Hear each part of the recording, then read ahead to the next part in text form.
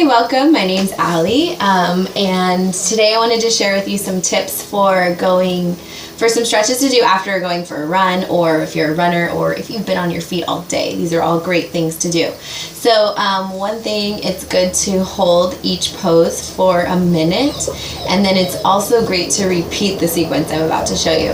And I learned this from these poses from Christina Sell. And you're going to start with just tucking your toes under and sitting back on your heels. So this can be really intense for some people who don't do it very often. So sometimes you might want to just lean forward a little bit and take some of the weight out. But eventually over time you want to start to really pull the weight into the hips. So from your belly, you're really rooting down into the hips. And then close your eyes and you try to relax the shoulders as much as you can. And I like to kind of distract myself with moving the shoulders, like do some big shoulder rolls. A nice deep breath. Try to relax your face. And just notice where the tension from your feet can creep up into the different parts of the body, and you try and relax. So relax the jaw, the shoulders. Also breathing into the feet. This is a really, can be super intense. So nice big deep breaths. And about 10 to 12 breaths is a minute. You can also set a timer.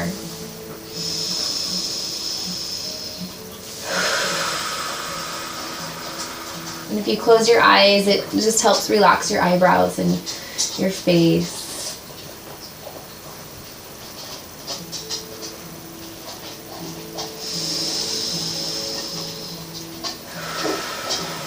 So from here, just wiggle out the toes a little bit, stretch it out, shake it out.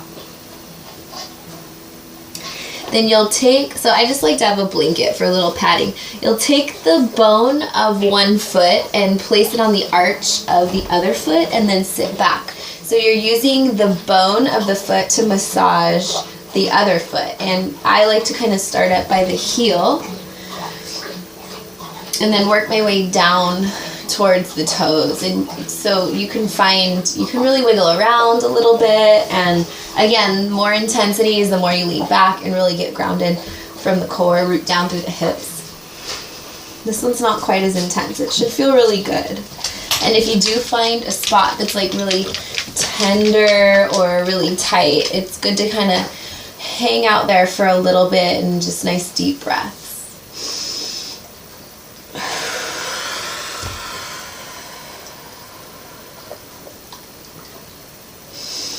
And this one's really great to just pause and feel the difference in the feet before you go right into the second side.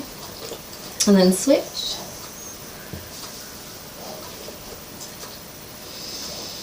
I kind of like to hang out by the heel. That's where I like to be, kind of in the arch part, right up against the heel. But feel free to like really kind of explore. And one foot might be different than the other.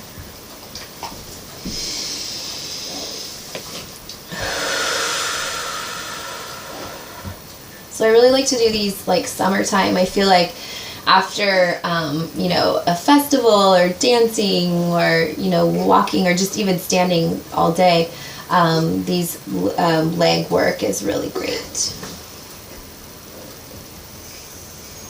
A couple more breaths here. Nice deep breath in. A big exhale.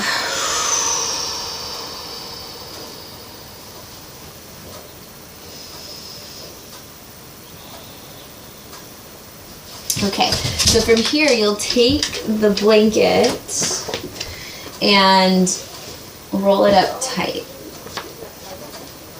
And this blanket goes behind your knees and you sit back. You can also use like a yoga mat.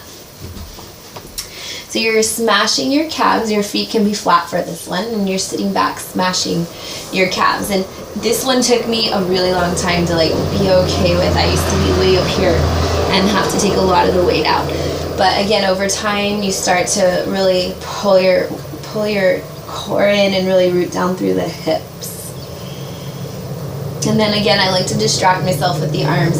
So this one you can kind of just close your eyes and just really as slow as you can, you try to move your arms up. Just like you're flying, your arms float up, inhale. And then exhale, just let them float down. Try to relax the shoulders. Let your fingers be really light, just like you're floating through space.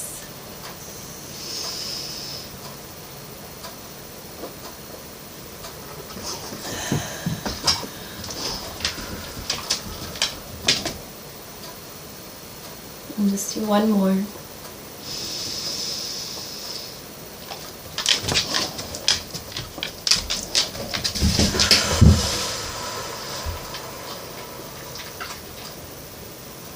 Relax your jaw.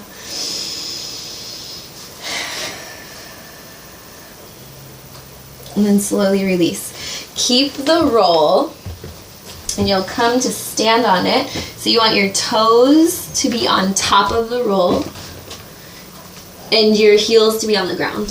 So bend your knees as much as you need to. You're just letting your head dangle. You can also have blocks here or books or water bottles if you need the floor to be closer to you. But get really strong in your feet. I see a lot of times in this one people's knees knock together. So you want to lift and spread your toes, your arches are lifting, your feet are really strong.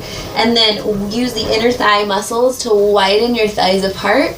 And you should feel it all the way up into your butt and your hips. And that'll help align your knees right over the ankles. And then just bowing in.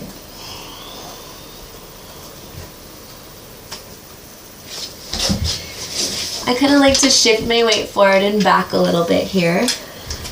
But again, keep the legs really strong. Relax your neck, let it dangle.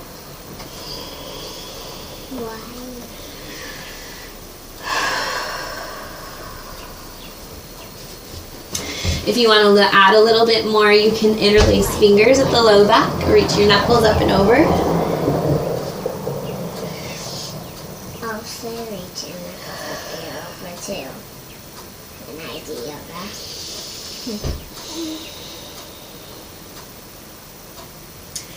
Then from here you'll stay in your forward fold, but just move the blanket and just notice the difference between this forward fold without the blanket. See if you can bow a little deeper.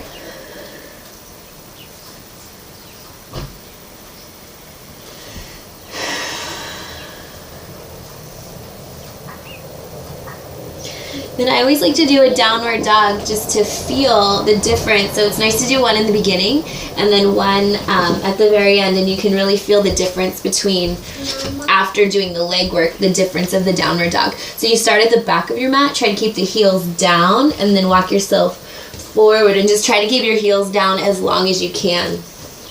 And maybe they come up and that's fine, but it should feel like you can get a little deeper in your legs in your downward dog. When are you gonna be done?